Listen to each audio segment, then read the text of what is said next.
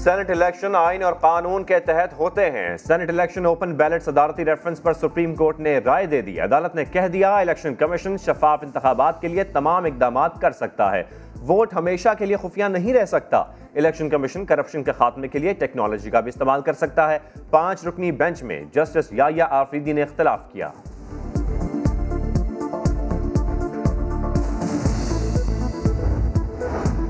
तमाम इलेक्शन आइन के तहत खुफिया राय शुमारी से होते हैं। सेनेटर फैसल जावेद कहते हैं सुप्रीम कोर्ट की राय खुशाइंद है। अदालत की राय है कि सिक्रेसी हमेशा नहीं रह सकती। अदालत ने इलेक्शन कमीशन को इलेक्शन के तहफ्फुज़ की हिदायत की है। ये राय इलेक्शन में शफाफियत के लिए जबरदस्त है। JUI के वकील जहांगीर जदौन कहते हैं सुप्रीम कोर्ट ने कहा है वोट काबिल शनाख्त नहीं होगा, वोटिंग खुफिया ही होगी। बैलेट सिक्रेसी किसी तरह भी आउट नहीं हो सकती।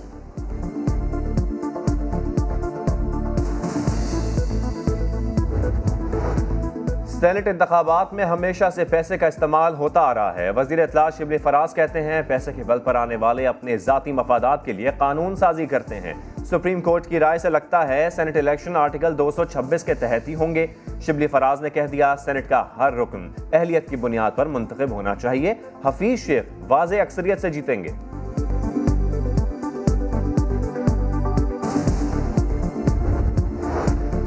आसिफ जरदारी और फवाद चौधरी नाअहली केसेस। इस्लामाबाद हाई कोर्ट ने स्पीकर कौमी असेंबली और चेयरमैन सेनेट से राय तलब कर ली।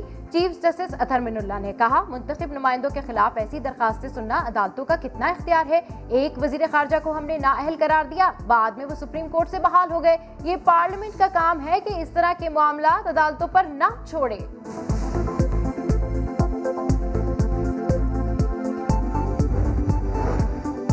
मैंने बतौर वजीर आजम ऑपोजिशन की बड़ी खिदमत की थी, सेनेट के लिए वोट मुझे ही दीजिए। साबिक वजीर आजम यूसुफ रजा गिलानी ने सेनेट के वोट के लिए तमाम अरकान कौमी असेंबली को खत भेज दिया। लिखा पार्लियामान के तकद्दुस की बहाली के लिए मुत्तहिद होना जरूरी है।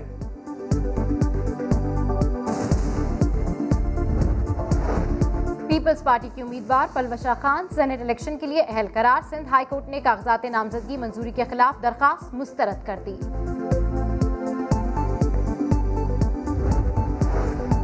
MQM ने पीपल्स पार्टी को हरी झंडी दिखा दी, मगर अगले स्टेशन पर मिलने की रजामंदी भी जाहिर कर दी। सेनेट इलेक्शन में PTI से इत्तेहाद बरकरार रखने का फैसला। मुस्तकबिल में सिंध की सतह पर पीपल्स पार्टी से राबते जारी रखने पर इत्तेफाक। आमिर खान कहते हैं ऐवान बाला के इंतखाब में बड़ी बड़ी जमातों की तकदीर का फैसला मुत्तहिदा के हाथ में है। 60 वोट जहां दे दें वहां तब्दीली आ जाएगी। अगर MQM किसी एक तरफ अपने साथ वोट डाल देती है तो तब्दीली वाक़ई हो जाएगी। वक्त कम, मुकाबला सख्त। सेनेट इंतखाबात में 2 दिन बाकी। जोड़ तोड़ का खेल सनसनीखेज मरहले में दाखिल। वजीर आजम ने हिकमत अमली को हतमी शक्ल दे दी। अरकान कौमी असम्बली से मुलाकातों का फैसला, मसाइल सुनेंगे और खदशात दूर करेंगे। बिलावल भुट्टो जरदारी गिलानी के साथ मौलाना फजल रहमान से मिलने जा पहुंचे। PDM सरबराह ने इशाइये में शिरकत की दावत कबूल कर ली। बड़े खिलाड़ी आसिफ जरदारी भी सरगर्म। इस्लामाबाद में अरकान से मुलाकातें करेंगे।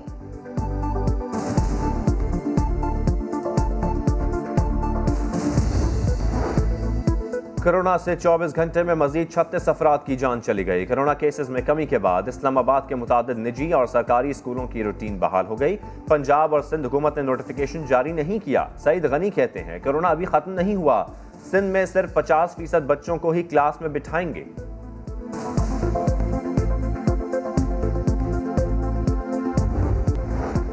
पाकिस्तान फिल्म इंडस्ट्री के रांझा अदाकार एजाज दुरानी तवील अलालत के बाद इंतकाल कर गए। उनकी उम्र 86 बरस थी। नमाज जनाजा आज बाद नमाज ज़ोहर अदा की जाएगी।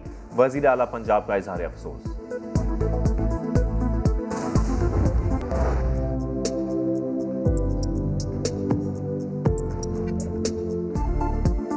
और कराची में सुंबल के पेड़ों पर सुर्ख बहार आ गई। 3 दिहाइयों पुराने ये दरख्त साल में 1 माह ही गुल खिलाते हैं। जब तमाम पत्ते झड़ जाते हैं रोजाना कोंपलें फूटती हैं और फूल गिरते हैं।